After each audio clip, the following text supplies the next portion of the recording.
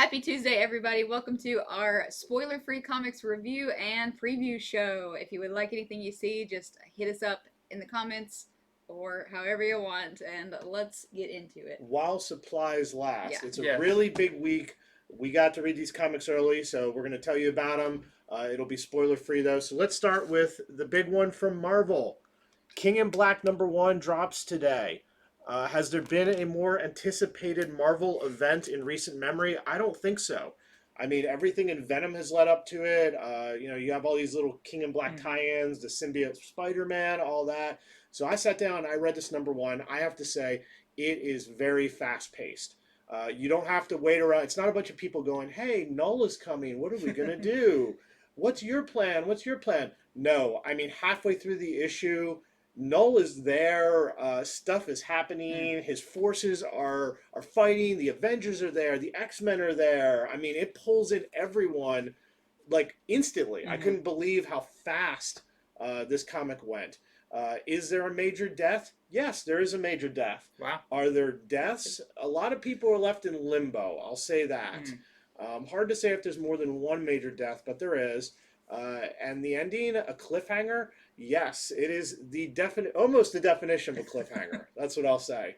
I think everyone's going to be reading this anyway. I don't think I have to sell it hard, but it is very fast-paced. I was very pleased with it. So let's go through all the variants. So this is the Philip Tan variant. Just make a little pile here. This is the tattoo variant. And speaking of tattoos, some people who have this on their pull list will be lucky enough to get an actual temporary tattoo tomorrow. And those of you who didn't, just go to your local tattoo artist and get it on you. All right, this is the Peach Momoko variant, which I think is really cool and creepy. Sometimes her style works, and sometimes it works a little less. I think it was double working on that one. This is the U connecting variant. So this is cool. There's so many forces up against Null in this series. This is #1 of 5. So if you want to get all of them and have them all connect, this is sort of your wake-up call for that. With all the people on that one, I'm like, who's going to be on all the other ones? This one was... The spoiler variant. Yes, the spoiler variant. So when they did not, there was just a black cover when they solicited it because they didn't want to give away any spoilers. And I have to say, I know what it's spoiling, and you still have to read it to really get it. Yeah. So, this is, of course, the Ryan Stegman. I've seen that picture around a lot. They're making posters of it. We have comic art boxes of it right now, by the way. $12. Those dragons show up on a lot of places this week. Here is the blank cover. Just have your favorite artist draw on a nice silver pen. Okay, so then we have a couple incentive variants. Here's the 1 in 25 Super Log, just $15 while supplies last. That one's pretty awesome. Here is the 1 in 50 Koella variant. Look at that, the dragon. That's, yeah. You get So to see those cool. dragons up close. Just $25. We only have a few of those. This is the 1 per store Bustos Stormbreaker variant. So yes, we only have one of these, $25. Here is our 2 per store Premier variant. They like to do that where they kind of take the color away, kind of shifts from black and white to color. So obviously we have 2 of those exactly. And lastly, we have the Tan Launch Sketch variant. They just sent every store one of these. So $25. Okay, and I only have one other thing I want to add. Also coming out this week is Marvel Tales Null. It is a $9.99 one-shot that reprints a lot of the major issues, like his first appearance, things of that sort. It also just has a wicked awesome cover. All right, so that's all the Null I can. I like what you said about it though, with that the Avengers show up, the X-Men pretty early on, because so often these events you go, oh, this giant galactic threat. Why isn't everyone here? If it's that big of a deal, like everyone should be on deck. Yeah, and they have plans in place Like, you just have to read it, but they're not caught with their pants down. Mm-hmm. But how well does it work? Null shows off his power in this. Awesome. Like, that dragon he sent before is nothing compared to what he does in this. It's like every issue of Venom leading up to this have been the prelude issues. Yeah. Because it's been so hyped. Okay, so switching gears to DC, probably one of the other biggest books that has been long talked about is Batman Catwoman by Tom King and Clayman. So originally, Tom King's run of Batman, I believe, was supposed to go to 100 issues. It got cut down to, I believe, 80 issues. And I feel like this was going to kind of be the final story in that. So it got switched over and is now I guess a maxi series. It's longer than a mini series, and it is a Black Label book, which I think is for the best because Batman was not a Black Label title, but this I feel like he gets to kind of expand it a little bit into being the real drama that it was meant to be. So I got to read this a few weeks ago, and then I sat down and reread it today. I really liked it. It is very much a Tom King book. If you've read Tom King, you know what that means. It has a lot of his storytelling elements, of very repetitive, like there's a song playing in it, and that song is kind of repeated multiple times, and you see how it fits in. It's very Meg and I were talking about this, how he presents stuff as very theatrical. It's very artistic, but it's really good. It takes place in multiple timelines. Kind of the past when Batman and Catwoman first met, the present, or whatever you want to consider the present in Batman's life, and then the future. And in the beginning, you're kind of like, how do all these tie together? It seems like they're really switching around. But by the end of it, you kind of see at least some big, not reveal, but something really big happens like on the last page. So I really liked it. It is a little bit more mature, not with language, but I just think like thematic elements are a lot more mature. The storytelling is more mature. The art is beautiful. Clayman really just knocks it out of the park, and I'm really interested to see where it goes from here, because I can't say from the first issue I see what the overarching story is. It's not a spoiler that you know that Phantasm is in this. I was going to ask if Phantasm was in the first one. So there's yes, but not in Phantasm garb. Okay. So, but with the series being, it's like 10 or 12 issues, isn't it? It's a pretty big. I think it's 12. Yeah. So there's room for that. But given the way this is structured in the past, present, and future sense, I'm interested how that goes over 12 issues, because especially the future, there's some pretty definitive things that have happened in the future. Yeah. And seeing how that plays out. I believe what Tom King said is this is in continuity for his Batman. Mm-hmm. If he wrote Batman forever, nothing ever changed, this would be kind of the ending of his Batman. Mm-hmm. So really good, especially if you're just a big fan of their relationship. Some great stuff with that. And there's a few variants. Of course, you've got the Jim Lee variant. It's a little hard to see here. Like all Batman covers are very dark. Then this one, really nice, also very dark. And the bright one is the blue sketch variant. So yeah, really good issue. Excited to see where this series goes. Okay, well, back to Marvel for a minute is MODOK Head Games. Don't know how I was going to introduce that. I didn't know anything about MODOK until I read this, and it already has a show, like it's already in production. I don't know when it's going to be released, but Patton Oswalt is responsible for producing it, one of the people responsible for it. So I didn't know MODOK stands for Mobile Organism Designed for Only Killing. Only for killing. Only for killing. It's a great name. I thought this was a pretty solid first issue. If you like, it reminded me a good bit of Deadpool. It had a lot of humor in it, but also reminded me of Meet the Skrulls or maybe Vision, where there's more elements to it, like we're going to see a family or just mundane living situations. But that's always fun to see when you have someone as insane as this character in a mundane situation. It can't be mundane. It's kind of like surreal and bizarre. So it was funny. It's cool to learn about a character, I think, created by Jack Kirby in this current iteration. So just created to be something super bizarre. So it's just fun. So if you need something light to read with your King in Black, this is a good little palate cleanser. So And it was written by the people who are doing the show. okay, yeah. So the people who are actually working on the show actually wrote this, and I can definitely see that. I read some stuff about the show, and it's gonna be like the show. I can see elements and characters already in the same situation. And Patton Oswalt is involved, right? I think he's producing, and he might be the voice of MODOK. So the variants on this one are MODOK looking much cuter and more calm and at peace with himself. Scotty Young variant. That's where he's designed only for kids.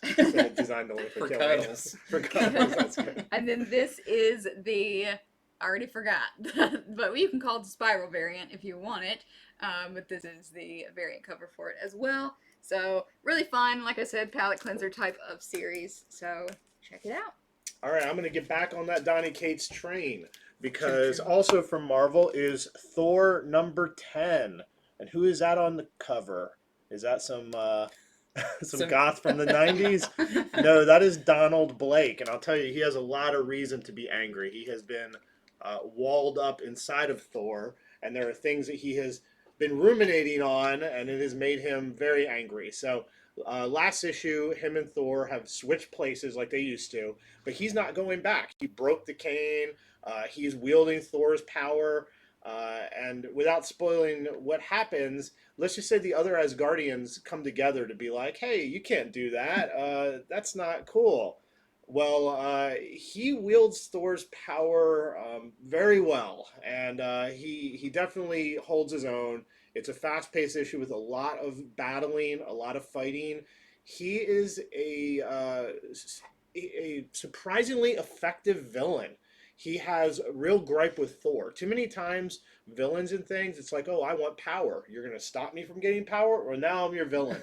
This guy has kind of been wronged. It's personal. Yeah, and not even by Thor, but really by Odin, in a way. But he really has it out for them, and he really kicks a lot of butt in this issue. He knows how to wield every weapon in Asgard because he has all Thor's memories. Yeah. And on top of that, his secret weapon, it's his scalpel. From being a surgeon. No, that's a Wait horror till you movie see thing. some of the things he does with this scalpel in this issue. I thought it was great. I really like the trajectory that the Thor comic is on. I think they got a really good new villain with Donald Blake. So we only have one of these left available for sale. This is the 1 in 25 Klein variant for just $20. All the rest have gone to pre-sales. Wow, I'm excited about that. I think, we had the Black Winter and everything. Then we had a couple fill-ins. But I feel like with this, it's almost like this is going to be really big. Like, unless they just annihilate Donald Blake. I mean, he's a part of the mythos. Yes. That's you can't get rid of. That he's ingrained in the history of Thor. I mean, this is a 5-issue arc, and this is only issue number 2. And believe me, by the end of it, a lot has happened. So that's super cool. And we still have the issue 9 in stock for anybody who wants to jump on here. Yeah. So good jumping on point. Okay, next up, let me make sure I'm shaking the right one. Okay, next up is Justice League Endless Winter number 1. So you've probably seen some posts about this and some different stuff.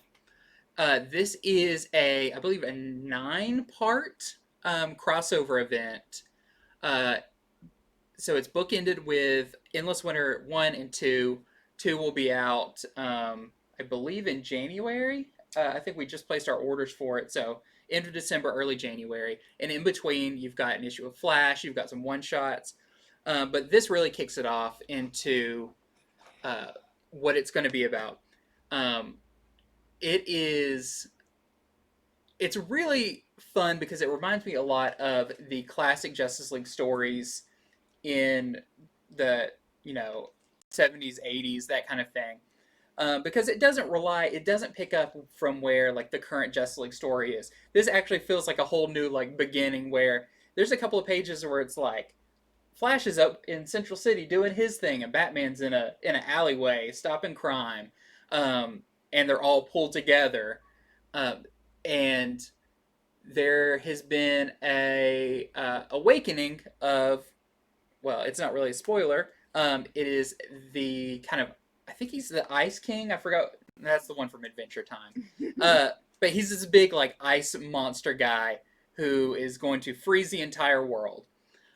And it involves him where he came a long time ago during like Black Adam's time, and he's come back again, and Black Adam's like, we can't let this happen again. So it's a pretty, I don't want to say straightforward Justice League story where it's like big villain comes up and then Justice League stops him. But I think the interesting element is Black Adam. There's one. There's a semi-new character, a character we haven't seen in a really, really long time. Like, I don't know if I've ever read the character in anything that is in it. I don't want to give it away because I think it's kind of an interesting plot thing. And a Swamp Thing, because if you didn't realize, at least the Swamp Thing, the entity of the green, whether it's Alec Holland or whatever, has been around forever too. So he remembers this guy. And plants don't really like the cold. No, freezing not so good for them. So that's a cool element of it, is those characters that remember him before are like, no, Justice League, let us take care of this. This is kind of our deal. So I don't necessarily know how like world shaking this is going to be, but despite that, I really enjoyed this issue. I thought it was super fun, especially because it reminds me a lot of classic Justice League stories. I could see this being a Justice League Unlimited or like the animated series story arc.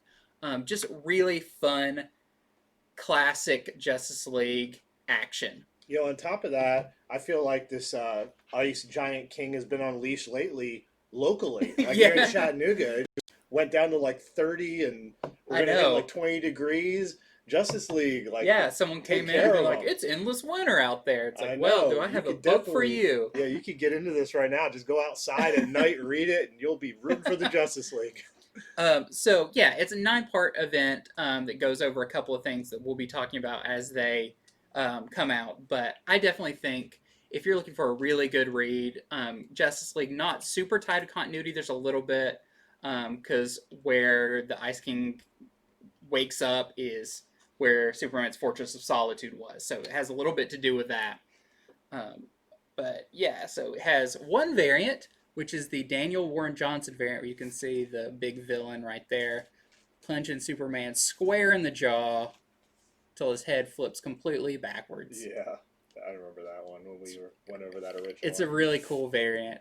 So yeah, really fun issue, really good overall read. All right.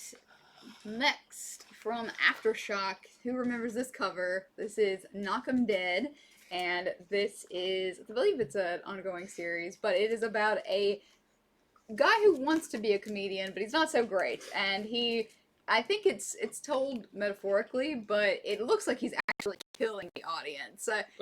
It's not really happening, I don't think, but it's kind of his perception in his mind of what's happening. He's like, they're just dying, and that he's not a very good comedian. But he is more funny, like, off the cuff in his one-on-one encounters with people, but he's just not really, meant for the stage yet. Anyway, the premise of this is more interesting. It doesn't happen a lot in the first issue, but I am going to spoil it because it was in the solicitation.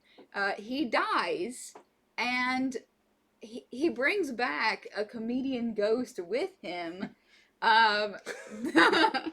The ghost wants to tell his material through this guy, but it's more sinister. He, like, when the main character dies, and he brings back this other entity. So he has a ghostwriter.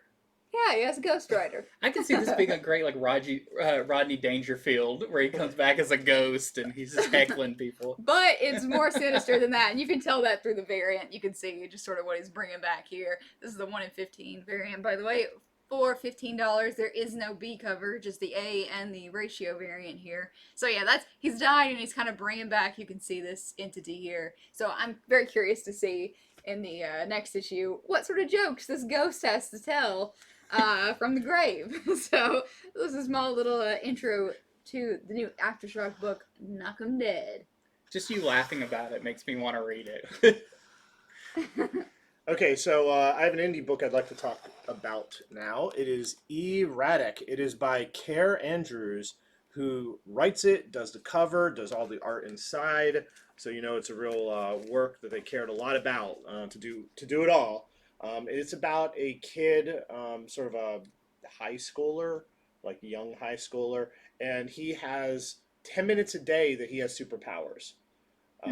But really, the book is more world building. It's very manga and anime influence. I was very surprised. I didn't know that. You can't really tell exactly by the cover, but you get into it, and it's has a sort of My Hero Academia feel a little bit. So a lot of buildup of who the characters are. He's a new kid at the school, so who's he meet? Who are all the groups? What's going on with the teachers? You get a lot of the teachers in there. As far as him using his powers, it's pretty restrained, which makes sense because you can only do it for 10 minutes a day. So at the very end, like the last quarter, something happens where he has to use his powers. He jokes around about how, he only has 10 minutes a day he can be a hero, but the other thousand some minutes a day he worries, and he's there's a lot of anxiety, a lot of problems. So I thought it was a fun read. It has this variant we talked about a few weeks ago, very Spider-Man. That's it. I think that's the Diodato variant, and it's very Spider-Man. And also it's neat because you don't exactly know what his power limitations are. That's all I'll say. Like, I read the first one, and I know some of the things his powers can do, but I don't know completely, and that's kind of refreshing. So is it an origin story, or no? It is not an origin story. It starts out. It's almost like, hey, I have these powers now. I just moved to this town. Here's my life. Wow. You don't get to find out how he has the powers yet. You'll have to tune into maybe issue 2. I kind of like when they do that. Just throw me in the middle of it and explain it as we go. Yeah, not everything has to start with an origin. So pretty cool. It is a 5-part series by AWA. Okay, awesome. So, getting on the King in Black train, we have a new series. I'm not sure is it a mini-series or an ongoing. I think it's ongoing. I believe it is, but kind of starting out in the King in Black universe. So it is The Union. And this, I was really excited about because, I mean, if you can tell from the cover, you don't recognize any of these characters. Yeah, a lot of new characters. A lot of new characters, and it's essentially Britain's, I don't even know necessarily say they're Avengers. The way it describes it is there's been a lot of like civil unrest and turmoil in Great Britain, and they put together this team of superpowered heroes to really boost morale, like something everyone can rally behind. So you have like right in the middle, that's Britannia, I believe, and the big guy in the back is, I believe he's just called Snakes. Yeah, I was gonna say, you want to raise morale, get a guy named Snakes on your team. There's a like kind of a water bender character named Kelpie. And then what was the other one? There's a girl who has kind of like siren powers, like the super screeching and everything. So, as it says, this is a King in Black tie-in, but that doesn't mean you don't get a pretty good introduction to the characters. And what I thought was kind of cool is the book, a page or two in, is a game of capture the flag with all of these heroes, and it's kind of like it's just kind of showing off. They're being filmed and everything, showing off for people like what their powers are and everything. But that interaction quickly gets interrupted by the events of King in Black. So you got like 50% of the book is that, and then 50% of the book is we're going into King in Black territory. There are dragons coming in and everything. So I really liked it. There is quite a few moments that are shocking. One in particular, I was like, oh wait, what? That happened? I think this is I hope this is an ongoing, because I think these characters are really interesting, especially kind of not give it away, but I don't even think they touch on this. So on the variant cover, there's a variant cover where they all are kind of describing themselves and who they are. And the character, I couldn't remember their name, is the Choir. And they said, they call me the Choir. They didn't like Scream. That was my supervillain name. And so it's like, where are they pulling these people from to try and make this team? Like, maybe they're not all interesting, all the best. A little Thunderbolts action, maybe, where they're villains. Like Kelpie says that I'm an ancient water demon, but they call me Kelpie because it appeals to the target demographic. Like, I feel like these characters have a way darker backstory. Snakes doesn't sound like a Snakes, good person. I guess they were just like, I guess just go with that name. If Indiana Jones doesn't like it, it's probably bad. He doesn't like Nazis and snakes. Yes. So yeah. So this issue doesn't really hit on some of those aspects, and that's what makes me think there's a larger story here that I think could go on for a while. So I really liked it. I thought the art was really good. The just the overall kind of, I like Captain Britain. Like, he's very much the same thing. And we have Union Jack in this, which is a character that, you know, is kind of we already know about him. He's been in stuff for a long time, and he's kind of our view into this new world with these characters. But definitely is a tie-in with King in Black. I think these characters are going to be, you know, on the front lines when this fight goes down. Mm-hmm. But there's some really cool variant covers. So, like I showed, this is the kind of introduction to all the characters. They're all telling you a little bit something about them and everything. I'm just a sucker for covers where people talk on them. They don't do it often, and you know, it's sort of old style. I like it. I like the old style. We have a design variant by R.B. Silva of Britannia, who's a really, really cool character. She's kind of the I don't know, the kind of the Captain America of this team. Of course, we have Union Jack facing off against one of the Null dragons.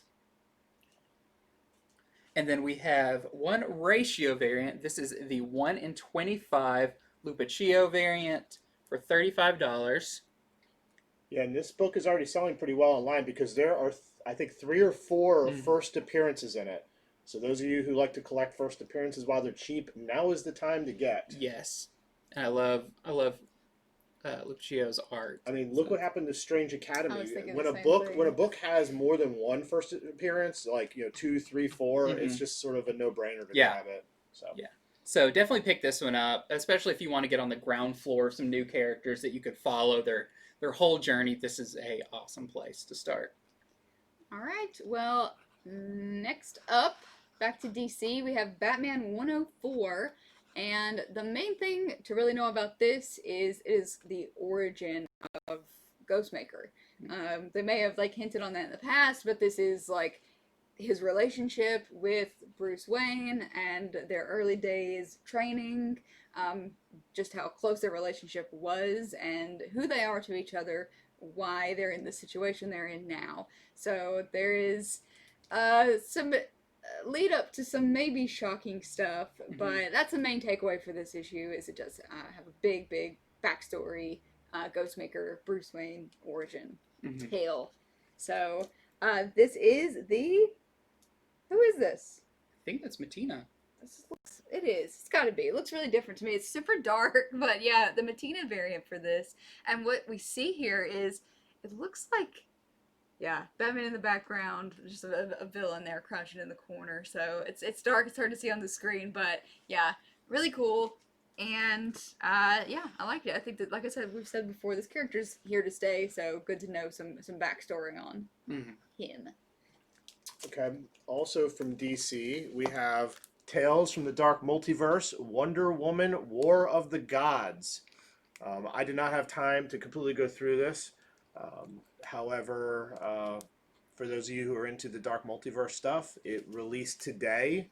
Of course, the Dark Multiverse is all sort of what-if tales.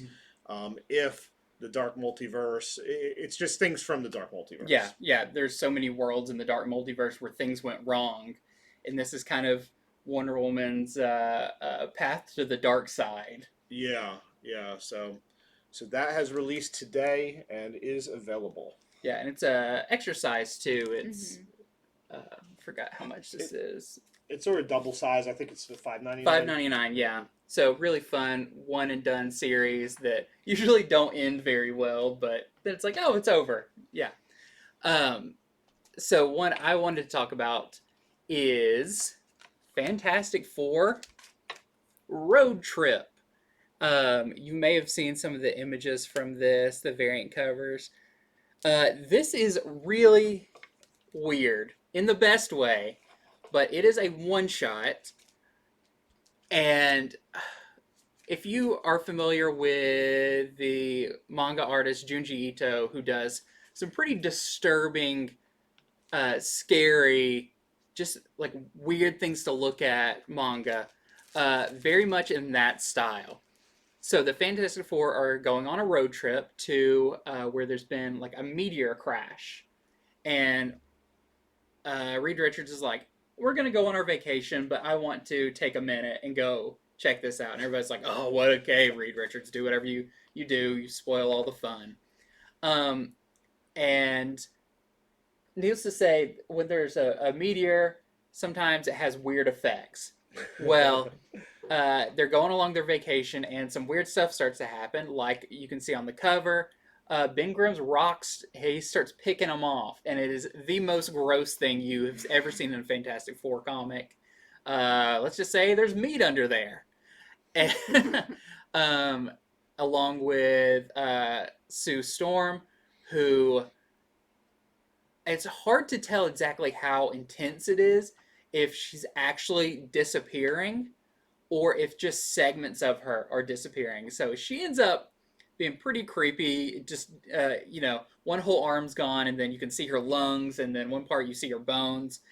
Just really disturbing. Things start happening to the whole family because Franklin's here and Valerie's here. But it's almost, you would say, like a Fantastic Four body horror story, which I never thought I would say that. But it's a super fun one-shot. And it's in the main continuity because it does reference some stuff that's happened in Fantastic Four. But other than that, I just think it's a really fun one-shot written by Cantrell, who, if you have been reading Doctor Doom, I believe he's doing Iron Man right now. Great writer. Has just a great way of writing this in a very uncomfortable way.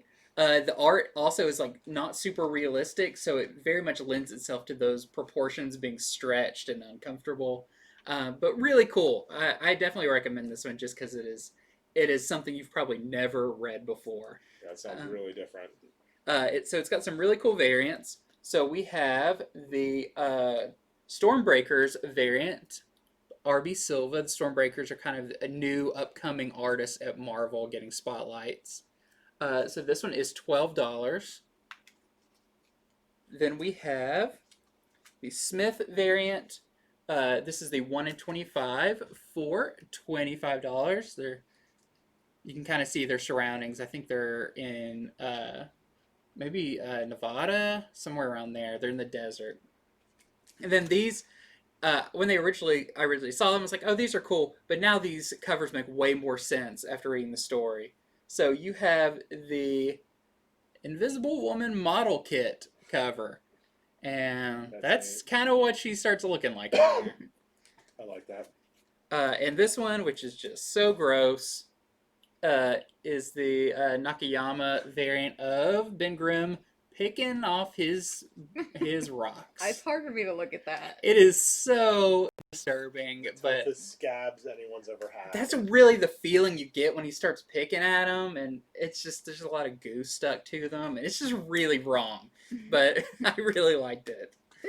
Yeah, you showed me quite a few panels from that. I couldn't help myself because good. it was like I can't believe this is in a Fantastic Four comic. Okay, up next, we just have some nullified variants. I love the way they've titled that. So these are across the Marvel universe, different characters are going to be nullified. So you can see the little seal, little wax seal they've put on these variants, which is cool. Not, you can't feel it, it's not embossed or anything, but still cool. This is the Miles Morales number 21. Yep, nullified variant. We have very few of these left. We have a lot of people who ordered all the nullified variants, so they're gone. But that's a super cool one. It's like if the Marvel Universe all joined GWAR and what their suits would look like. Here is the Thor nullified variant for this week, issue number 10. Love that one. The Daredevil, which I don't think we saw until very recently. And this issue of Daredevil is really hot if you haven't looked it up. Some big stuff in that issue. And then the Black Widow, this is issue number 4, nullified variant. And once you can see the red stamps a little bit better. But yep, those are all very, very scarce. So as far as us go, so if you want it, let me know. All right, well, cool. I think that's it. Wow. Big week. Big week. Yes. Yeah. It's been a couple light ones, and I think after this, lead up to the holidays, it's going to be pretty light. So definitely stop by, and lots of new things to check out. But the big 2. Definitely tune in to our Friday show. It could be our biggest Friday show ever.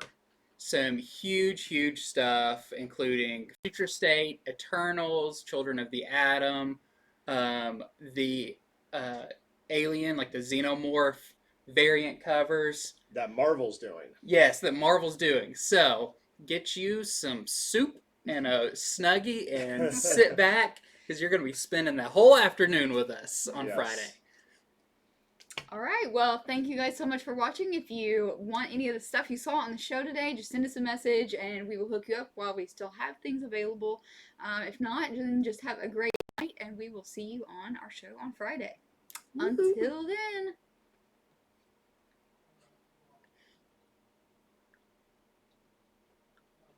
I always forget to order screen.